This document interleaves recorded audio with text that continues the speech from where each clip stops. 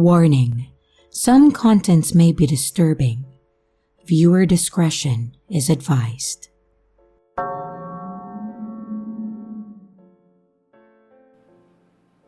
Way back whenever I was a little boy, me and my family used to make the drive from our home to my grandparents' house up north.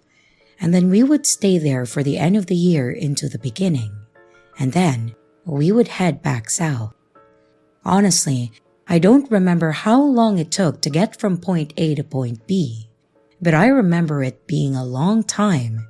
And of course, as a kid, it always felt like it took forever, and I would get increasingly impatient on the ride there.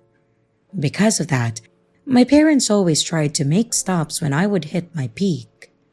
Obviously, I was very young, maybe 7 at the oldest, so it wasn't like I was older and throwing a tantrum. I was still a pretty young boy and really didn't like sitting still.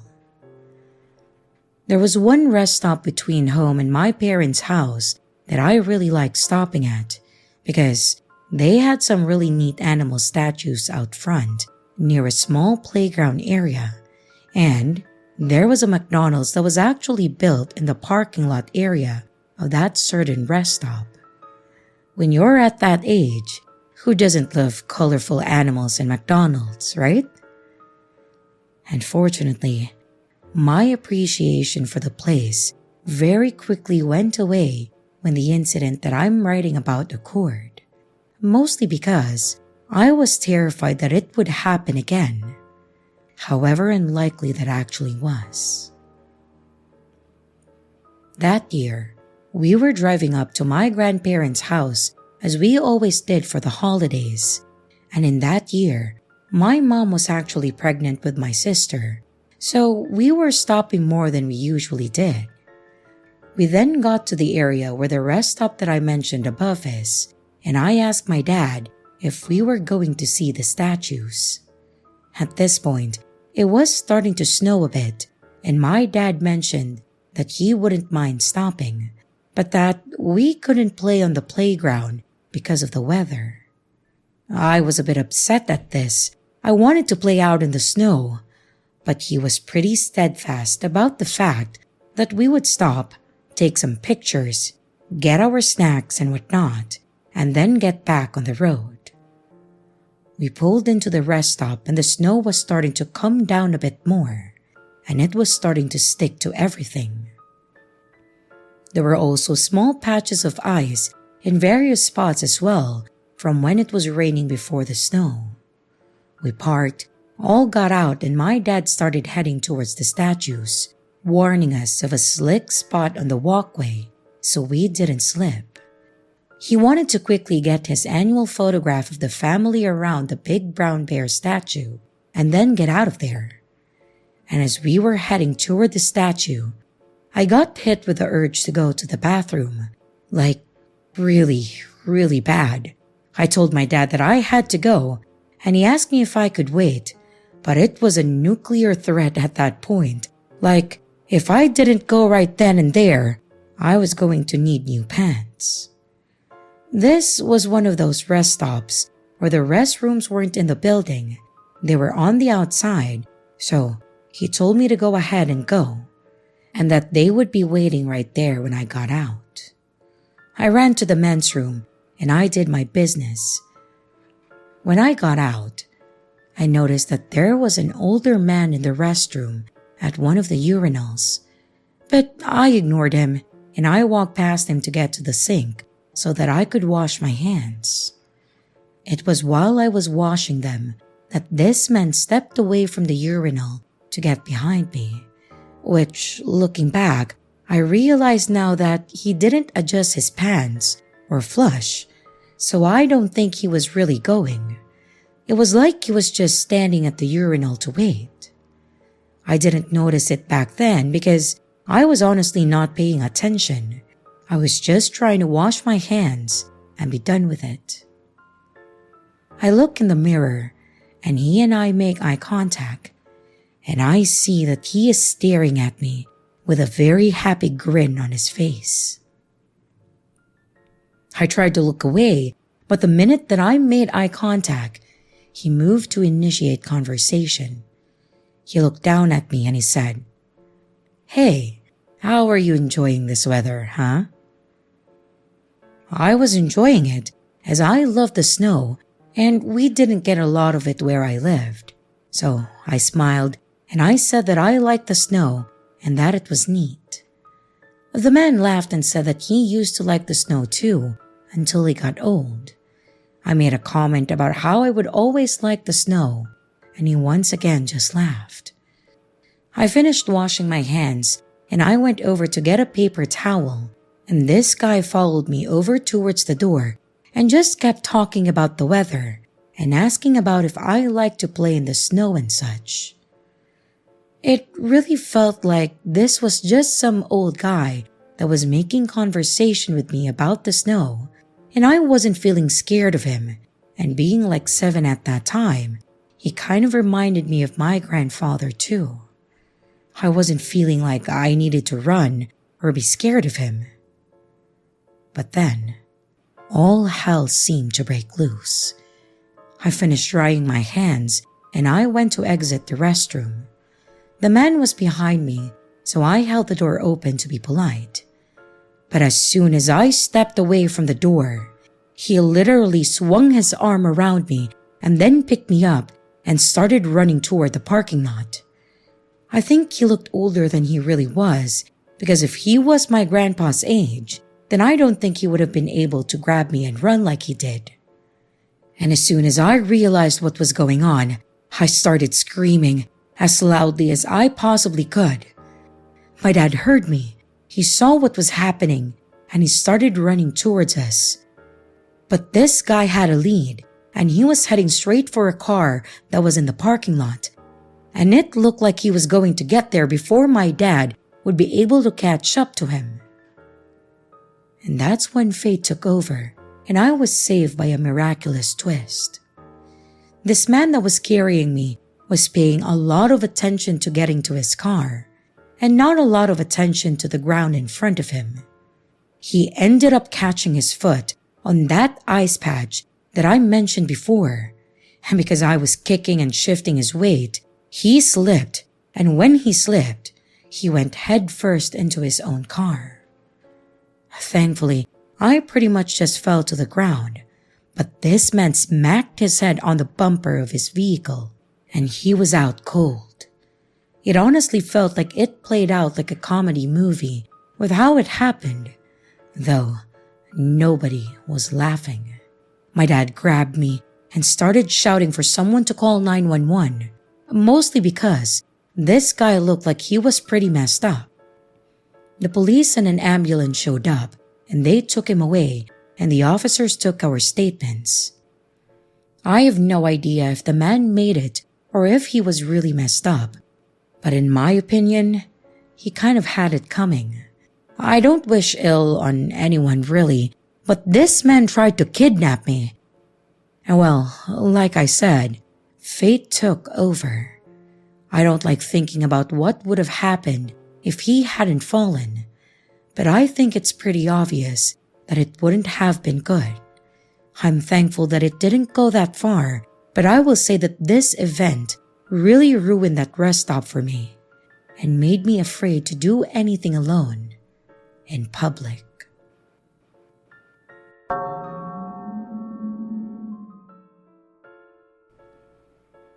Okay, so this happened to me earlier, and I don't think I'll be sleeping tonight. I'm currently staying in a remote part of the United Kingdom and having a break from working, which means more time to pursue my hobbies. One being photography. I had scoped out a creepy-looking tree formation in a nearby forest and set my camera and tripod up as the sun was coming down, for the extra creepy vibe.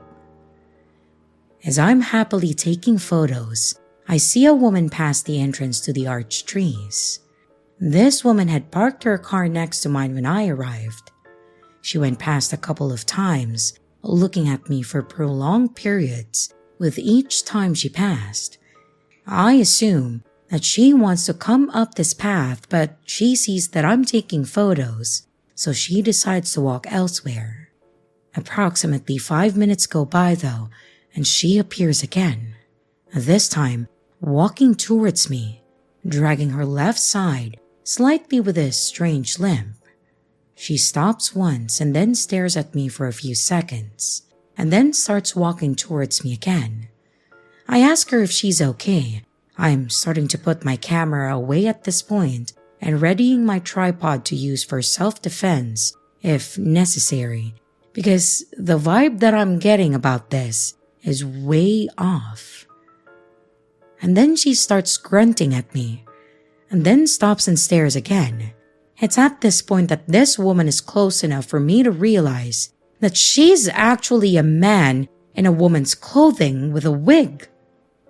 An uncomfortable moment passes, and she starts grunting again. She walks towards the edge of the path, grabs a pile of leaves, and starts throwing them around. She grunts some more, and then walks off aimlessly into the forest. I call my friend to tell her what has happened, and ask that she stays on the phone in case this person comes back. I'll just take a couple more photos and then I'm out. For a good 10 minutes, I hear the crunching of leaves circling me in the forest, and I just convinced myself that it's the wildlife. And then, silence. I take the photos, and I haven't seen or heard the person for about 15 minutes now, so I assume that I'm safe. I leave the path and see the car has gone. Thank God. However, I quickly notice that there is a man walking towards me from the entrance. It's the same freaking guy. He has changed into men's attire, and as he walks past me, he shoots me a grin that sends shivers down my spine. I don't scare easily, but this guy just gave off all the wrong signals, causing this overwhelming feeling of dread to wash over me. I'm still on the phone at this point and holding my tripod over my shoulder just in case. I quickened my pace and I got back into the car. And as I did, I saw him come out of the lane that I had been down. He stopped and then looked around, then started walking towards my car with intent. I video for a while, and then I haul the fuck out of there, driving past this car that he had moved down the road and thinking, what in the gray beard fuck just happened? Limping, leaf throwing, forest stalker. I hope we don't meet again.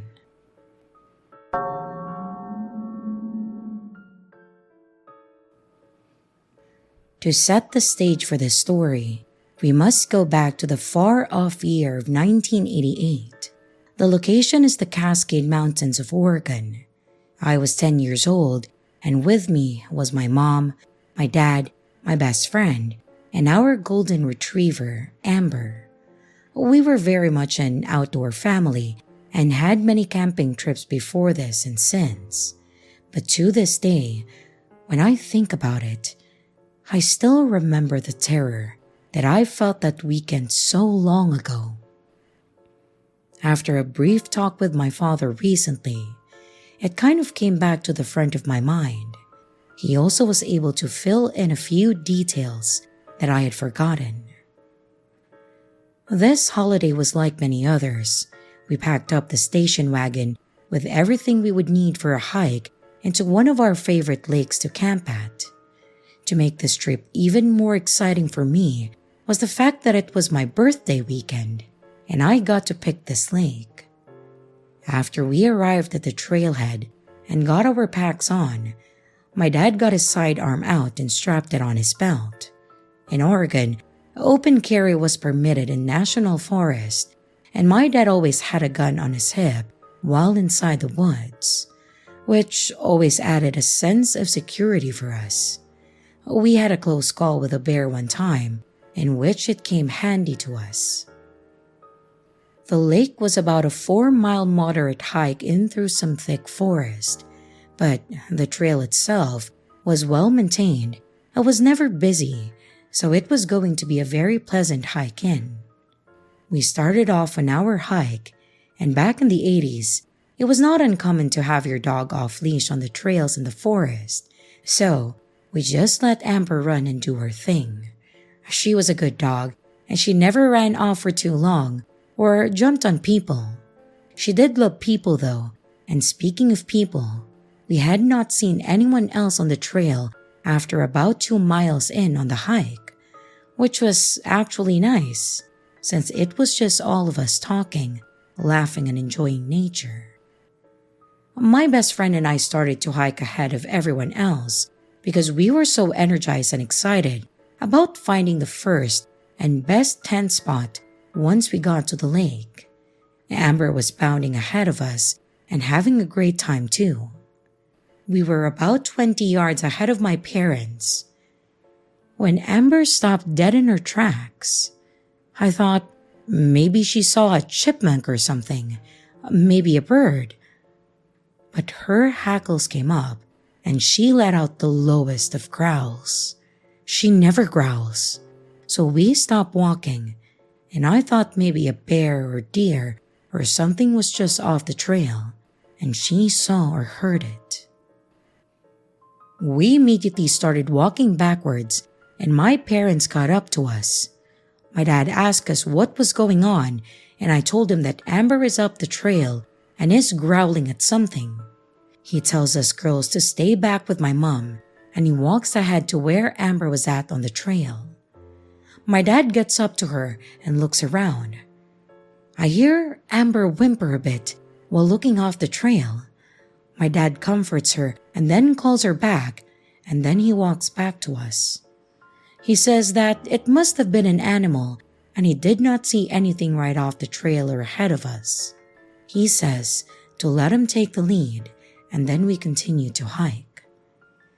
It didn't take long before it was forgotten though, and Amber and the rest of us are all having a good time again. We arrived at the lake, and much to my delight, there was no one else there camping.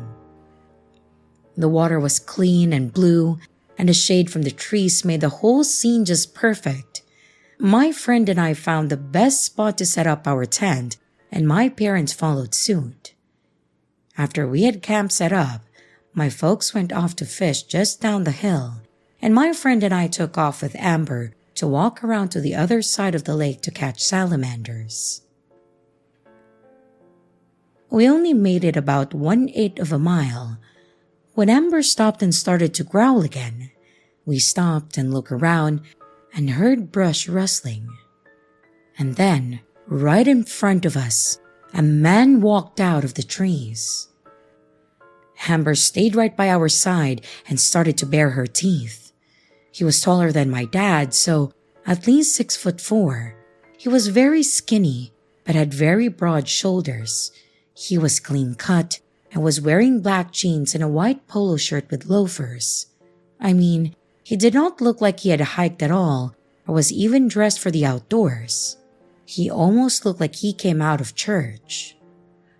We just stood there trying to process the situation when Amber began to bark. The guy just stood there, not moving. And then he smiled. Like the creepiest smile.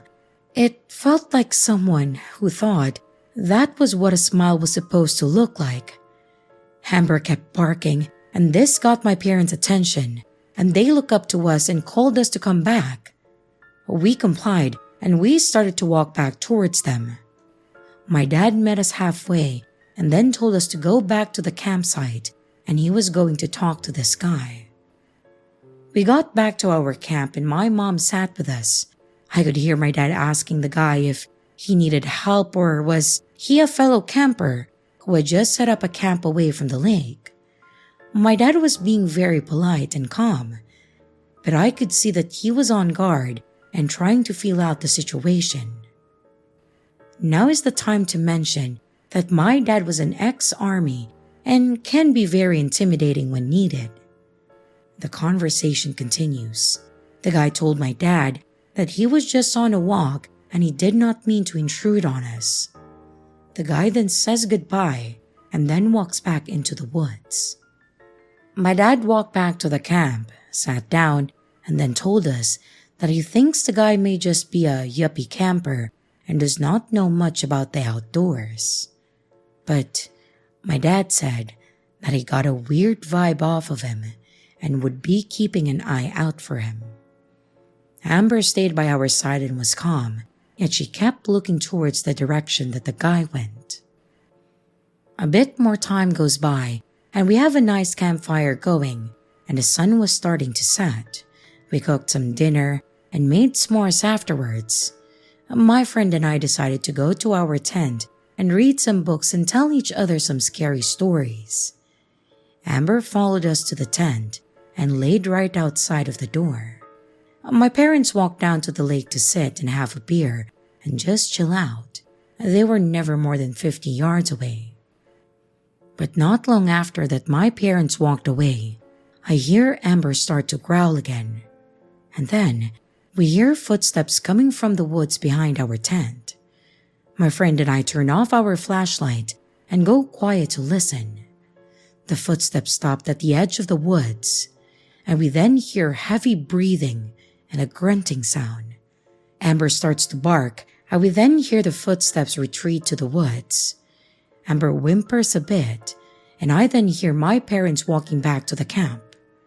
I go out and tell them what happened, and my dad said that he heard Amber barking, and that is why they came back up. I asked my dad what we should do. What is going on? And if that strange guy was the one creeping around. He then tells me that we will see about moving camp in the morning since we still have 3 days left on the trip, and nothing has happened to warrant just leaving. But he also said that we will play it by ear, and just to be a little more vigilant, and if something changes, we will decide what to do next. He then tells us to try to get some sleep, and we all turn in for the night. The next morning, we get up, have breakfast, and after breakfast, we head down to the lake to fish. It was a beautiful day, and we were having so much fun that the events from the prior day were almost forgotten. We decided around lunchtime that we would go for a short hike to the waterfall that is up from the lake.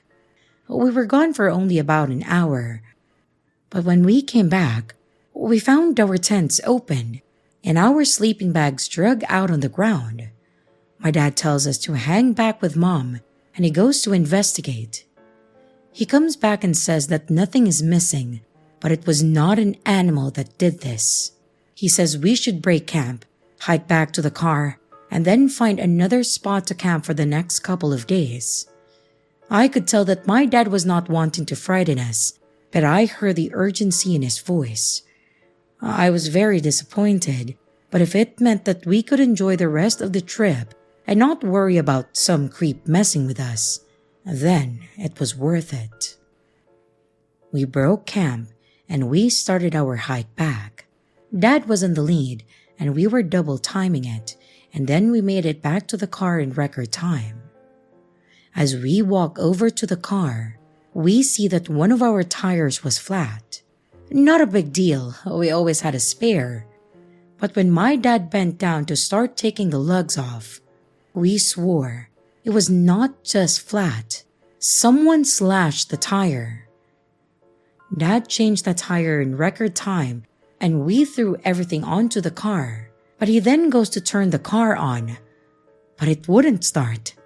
Dad swears. He gets out of the car and then pops the hood up. He then says, "Shit." It turns out someone took our spark plug wires. Old cars like that Chevy wagon did not have internal hood releases.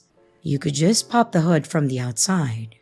Dad slams the hood, says some very colorful words, and then kicks some rocks.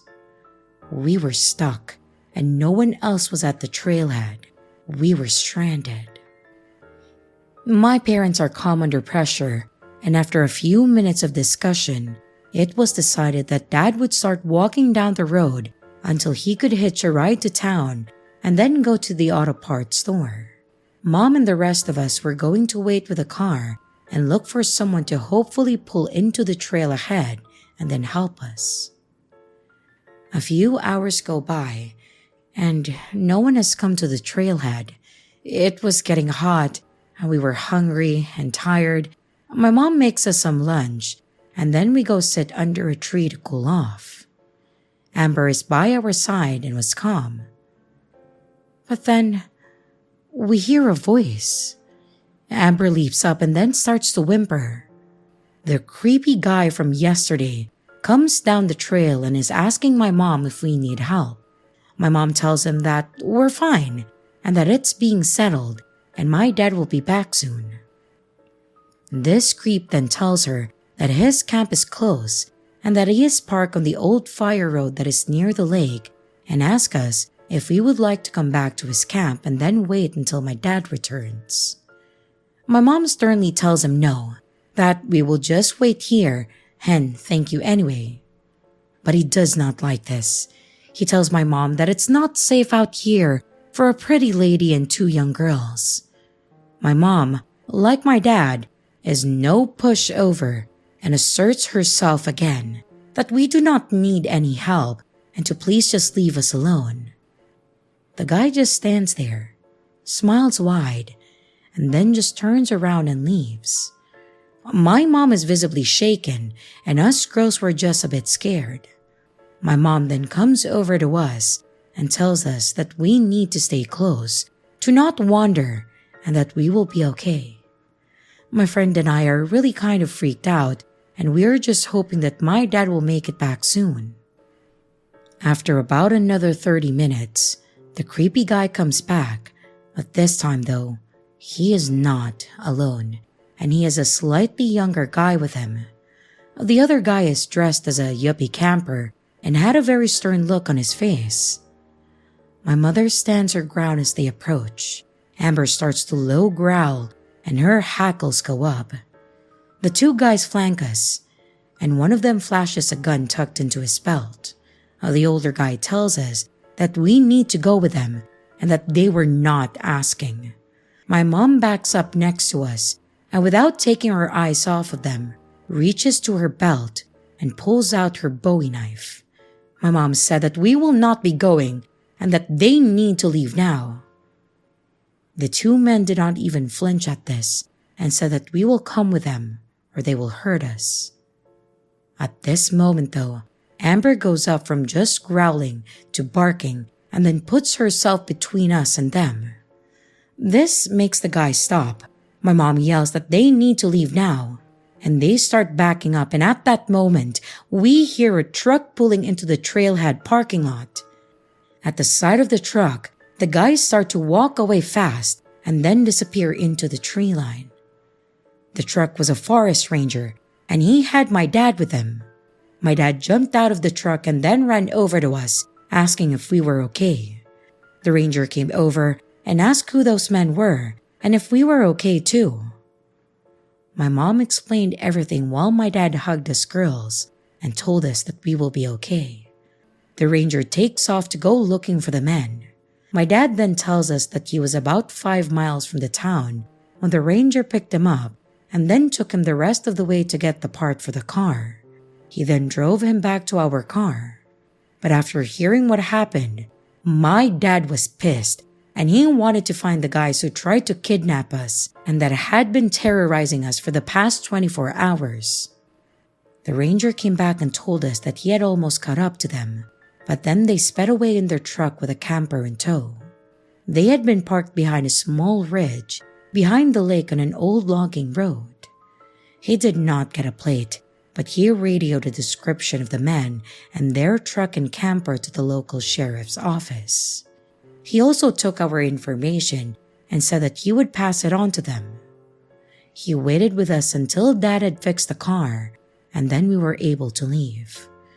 We decided not to continue camping, and instead drive a couple of hours to spend the last 2 days of the trip at the beach and just stay in a hotel.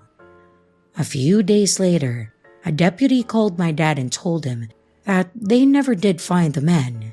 He said that it was most likely a crime of opportunity after seeing a woman with 2 girls in tow. He was sure that they had been watching us from off the trail and had messed with our camp to judge how my dad would react. When my dad seemed to be too big of a threat, they sabotaged our car, hoping to put us in a position where we were vulnerable. He said that they would follow up with us if they found out anything else, but according to my dad, nothing ever came of it.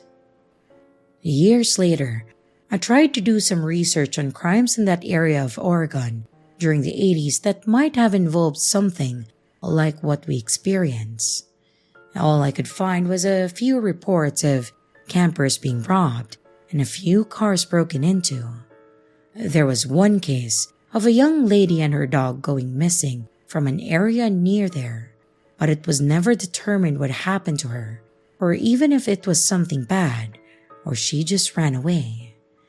I can tell you that we did go back to that lake a few years later, and we had a very uneventful camping trip. It was nice to go back and find some joy in a spot that was special to me. I really hope those creepy guys never hurt anyone, and maybe were caught for other crimes. I will never know though. I just hope to never run into a situation like that again. I can say that having a dog along with us helped our situation. She was the hero and kept us alert. Amber went on to live until she was 12 years old and passed with her favorite people around her. Remember to stay safe, stay watchful, and it never hurts to have a sweet, brave dog with you.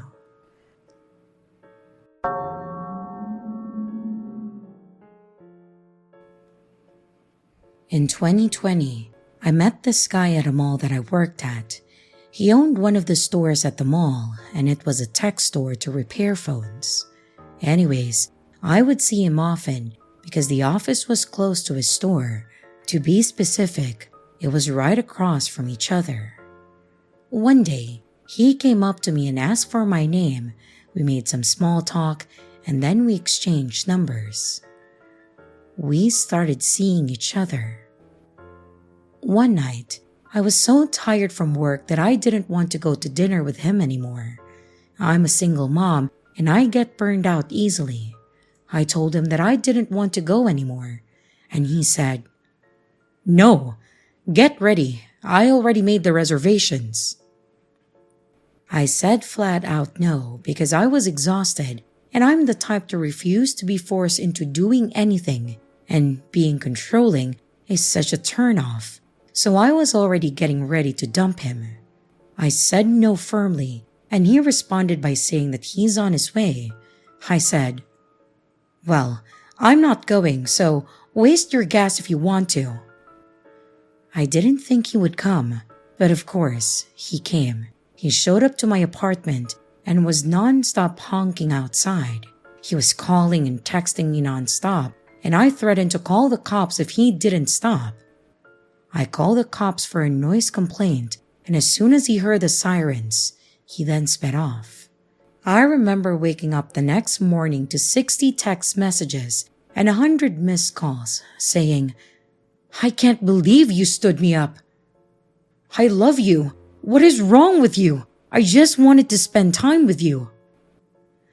The list goes on, but it really made me see him in a different, weird, creepy light. Because how do you love me if we've only been dating for 2 months? We weren't in a relationship at all. Well, at least in my eyes we weren't. Yes, we did have sex already after the first 2 weeks of seeing each other. What scared me was I remembered that when we had sex, he said he was a virgin. I'm starting to believe he actually was because of how things are starting to escalate. After he told me that he was a virgin, I didn't have sex with him again. So out of the 2 months, we only had sex once. He's Muslim, and his parents are very strict and crazy that he would sneak out to see me all the time, even though he was 24 at that time. So after that night of him honking, I broke it off with him, and I called him a psycho. I told him that I don't ever want to see him again. Now, we are in 2023, and ever since 2022 to now, he goes through weird mental states where in certain months, he will blow up my phone, but he'll do it once out of like 6 months, basically out of the blue, and I just never respond to it. Until one day in October, he sent an apology saying that he's sorry and that he's moved on, and he knows that he was acting crazy, blah blah blah, and that he just wanted to be on good terms as friends. He asked me if he can take me to dinner and make up for what he's done. I thought he was being honest because I hadn't heard from him in months, so I said okay and I went to dinner with him. It was the biggest mistake of my life because before we got the food, he literally got on his knees and begged for me to never leave him again and that he was in love with me. I've never been so scared and freaked out in my life. I ate in silence to keep my cool, and I stood silent because I didn't know what he was capable of anymore, and I didn't want him to snap. I said that I don't feel good and I wanted to go home, so he drove me home. Once I got out of the car, I was so relieved and I promised to myself that I would never talk to him again. And I never spoke to him again. Ever since October of 2022, he has been texting my phone once or twice a week asking to go to dinner, and I never responded because he makes me sick to my stomach. I moved houses, thank God, so he doesn't know where I live. But recently, he's been texting me to go to dinner again. The last text was December 30th, and prior was the week before, that it's just been very consistent. But recently, on Friday, January 6, 2023, 2 days ago, he took a picture of me while I was working and then sent me the picture. It scared the hell out of me because how could he know where I worked? I just switched to a different salon and he didn't know the salon prior where I worked at. At least, I don't think he knew that I've only been at the salon for 2 or 3 weeks. It makes no sense, and my heart dropped to my ass when I saw the picture. I responded and said, "You're stalking me, leave me alone already." He said that he has a limo service and that he was just driving around when no way in hell he could have seen me through the window because my station was in the second station. He zoomed in to take the pic. I called the police and they basically victim blamed me. They said, "How do you not know the last name of the guy you dated or his home address?" They said that since I didn't know his last name or his address, I can't file a restraining order or an order of protection. Please, help. I know the laws are different in every state, but I'm in Chicago, Illinois, and I don't know what he's capable of.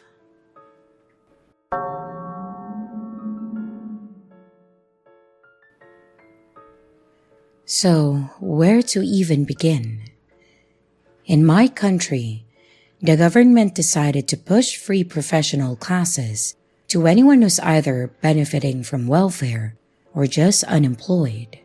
I, a 30-year-old female, decided to enroll in one of those classes before moving to another state next year, just to have something more on my CV and to have an excuse to touch grass since I'm unemployed.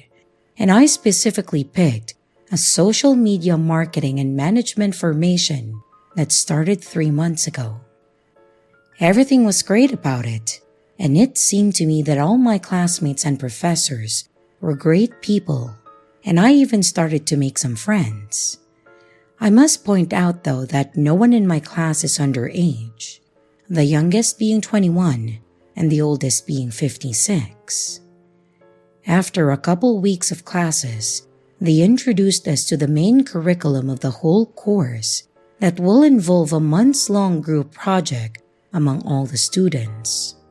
The project consists in inventing a brand from the ground up and then market it on social media as if it's a real thing about to launch on the market. I was super excited about this, and I couldn't wait to face this challenge. They picked the groups at random, and the RNG gods chose for me to be paired with a 56-year-old woman. We'll call her M, as she barely spoke to anyone up until that point. Thinking she was nothing but a nice lady, I tried to accommodate her for any preferences that she would have on the project, such as choosing what the topic would be about. But then, she immediately starts telling me half of her life story, just out of nowhere, and then focused particularly about a skin issue that she had that she claimed the doctors only made worse, and how she cured herself with herbs and essential oils. In hindsight, this was already the first red flag. Her rambling just left me scratching my head, and just to break the awkward silence, I said that we could pick that as a brand idea. Natural remedies, food supplements, and cosmetics brand that's not some MLM or a cult.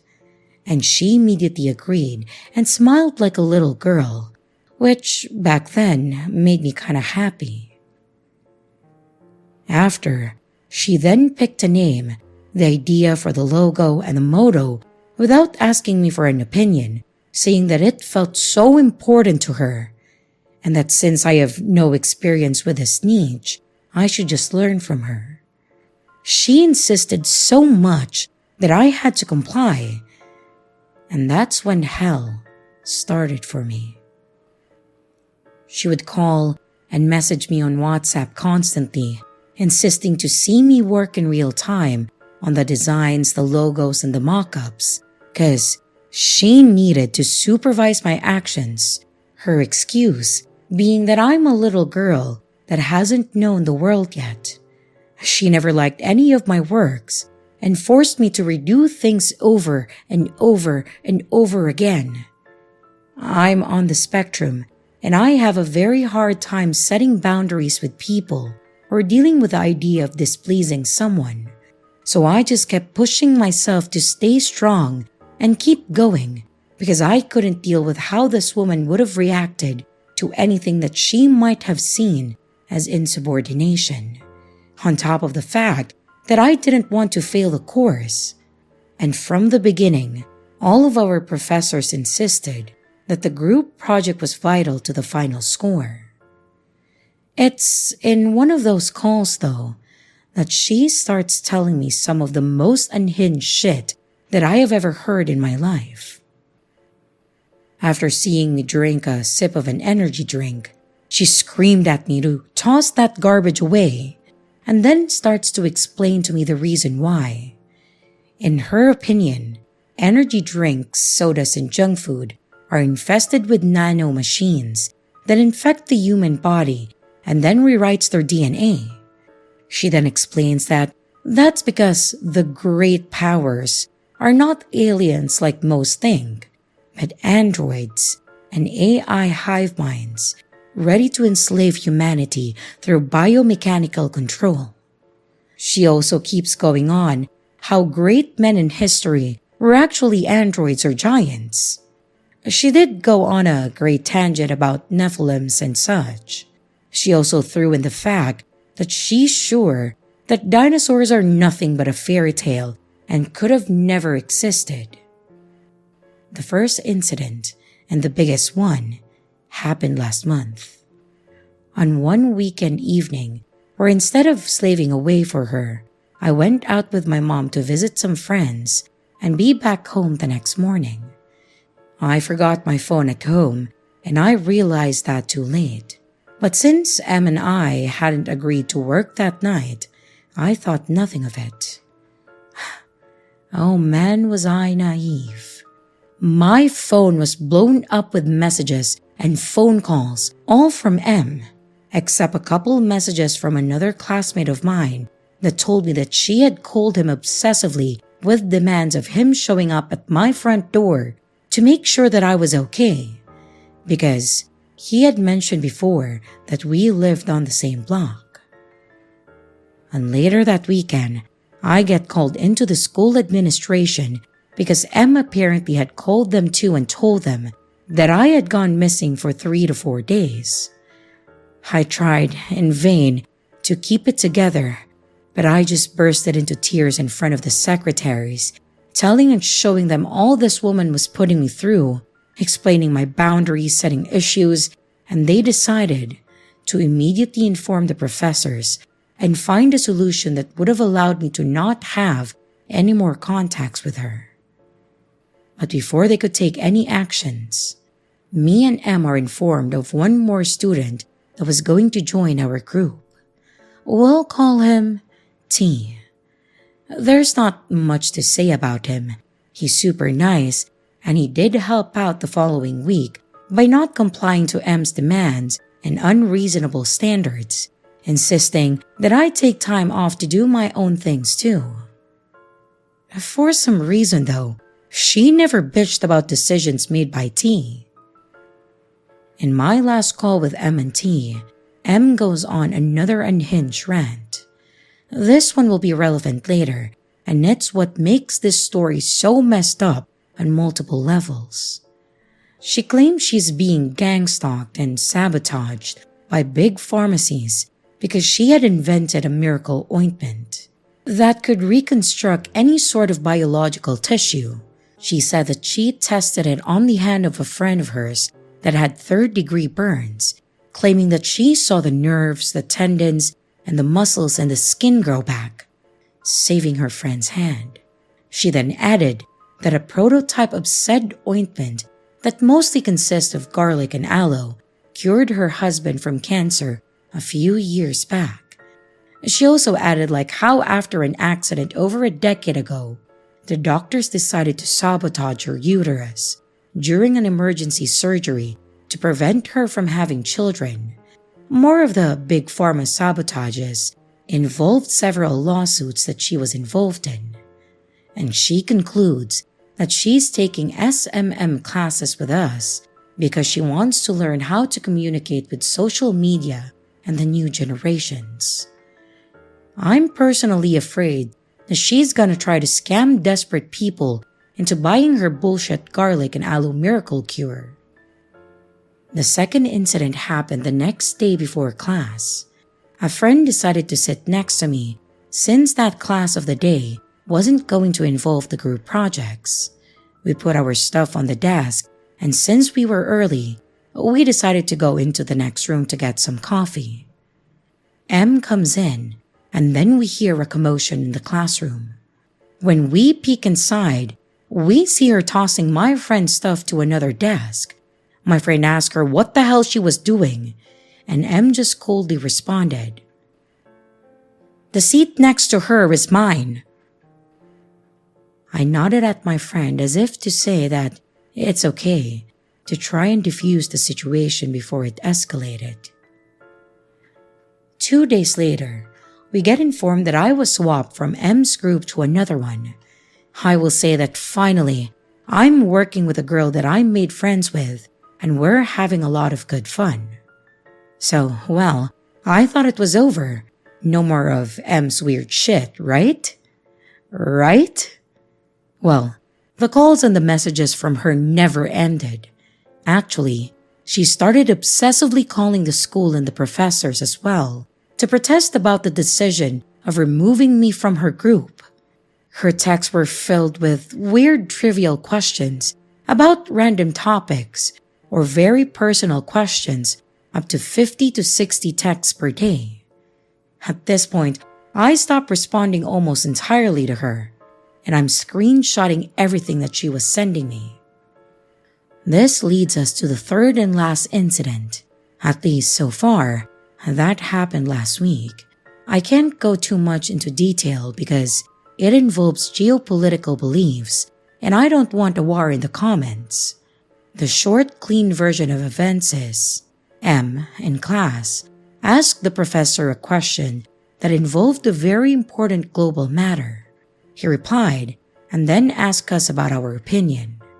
2 people spoke before I did, giving examples of people or brands getting cancelled for sharing political stances unwisely, and how a problematic or controversial history or presence on social media might impact negatively on one's chances of employment. It was only once back home that I realized that M had sent me several rage-filled texts claiming that I was incredibly rude to have answered to her instead of letting the professor answer, and that she was expecting my apologies. I wrote a long text to her explaining myself, told her that I would not apologize since I had done nothing wrong, and I finally blocked her number. As she thankfully hasn't been able to find me on social media yet because I don't use my real name online. Since then, she's been missing all classes, which is actually nice because I really didn't want her to try and confront me in person. But it's what I've learned today from one of my classmates during break that left me horrified and pushed me to write this post. One of my classmates, we'll call her Y, told me that M and her had been exchanging texts from time to time, mostly because Y took pity on M, thinking, like I did at first, that she was just some weird old and lonely lady. In one batch of texts she goes into detail about her husband that had passed away from cancer a few years back. Some of the texts read, "We fought tooth and nail. We didn't bend over to men nor God, but they took him away from me anyway. I was so close to keeping him with me. At least, I know he trusted and followed me until the end." These are verbatim, because after putting two and two together, me and Y, we figured that she's either, number one, delusional and lying about everything, and number two, she tried to cure her husband from cancer with her ointment instead of traditional medicine, effectively killing him. Also, we found out that she's already selling her services inside of an SPA belonging to a relative of hers, using the name she picked for our project.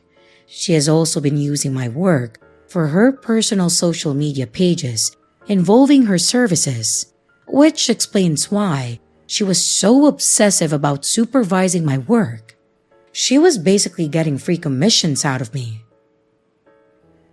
Today was my last day of class before the Christmas holidays, and after that, it's just gonna be 3 more months until classes are over. I don't know where the story will lead me to further, but honestly, I hope she never shows up to class ever again. I'm really hoping to not have to come back with more updates. Update. So, I don't even know where to begin. I will have to leave out some details because she went too far with one of my classmates, and all I can say is that her actions affected a minor, and M has been reported to the police by the person in question. But it seems that the police hasn't taken the situation seriously, despite being pretty damn serious. She apparently isn't new to this kind of behavior since she has had multiple convictions in her life before and some restraining orders against her. But in my country, those are barely ever enforced. As far as her actions against me, I have been successfully ignoring her, although I feel that she's trying her best to upset me in class just to get a reaction out of me or something, like purposely sitting behind me and making tapping or humming in loud comments often, which was something she never did before. I think she might have caught on to the fact that I'm uncomfortable around overstimulating noises, and unfortunately, I'm forbidden from wearing my noise-canceling headphones in class. Ever since I blocked her, I've also been receiving multiple mute phone calls from unknown or unregistered phone numbers, and the same goes for T, that also had to complain to the school administration to have him change groups to stay away from M. In the meantime, she went on to harass almost everyone in class. One day, in between classes, I went out with a handful of classmates to get something to eat in a pub, and that's when we each told our stories of our encounters with her.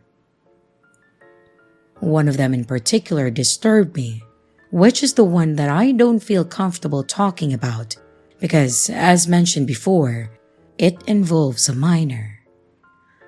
Another peculiar account is one where she emotionally blackmailed a guy in my class to stay with her at the bus stop for 2 hours, all the while she was telling him some crazy religious shit. Overall, she has been changing her backstory a lot depending on who she spoke to. One time, she had kids taken away from CPS. To others, she said that she can't have kids, like she did with me. And then, she keeps killing or resurrecting her husband in various stories. And when we were done exchanging experiences, we all felt very uncomfortable knowing that we all complained to the school administration for 2 months and no action has been taken whatsoever, except small things that didn't quite solve the issue. The course ends in 1 month, and back in December, I couldn't anticipate how far she would go. Now, I'm quite afraid of what she might push out of her system just to get some last bit of attention. I thought she had just latched onto me because she saw me as weak, but apparently, this person is actually just dangerous and unhinged towards everyone. I wish I could feel terrible for her because she's obviously suffering from some serious mental illness that surely involves some degree of hallucinations and surely huge delusions.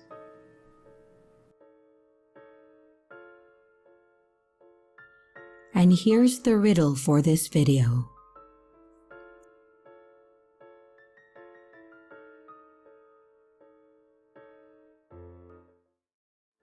Hello everyone, it's your creepy sister here. Thank you so much for watching the video. I really appreciate each and every one of you. But I would also like to thank my amazing patrons, my top tippers, and my dearest channel members. Thank you very, very much. I really appreciate it with all of my heart.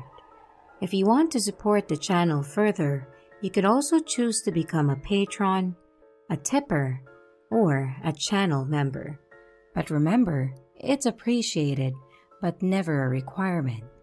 I would also like to announce that we have merch now. The link is in the description of the video, along with all my other social media links, like my Discord server, Twitter, Instagram, and others. You can connect with me and send your stories there. And don't forget to like and subscribe if you haven't yet, and comments are highly appreciated. And remember, your fear feeds me.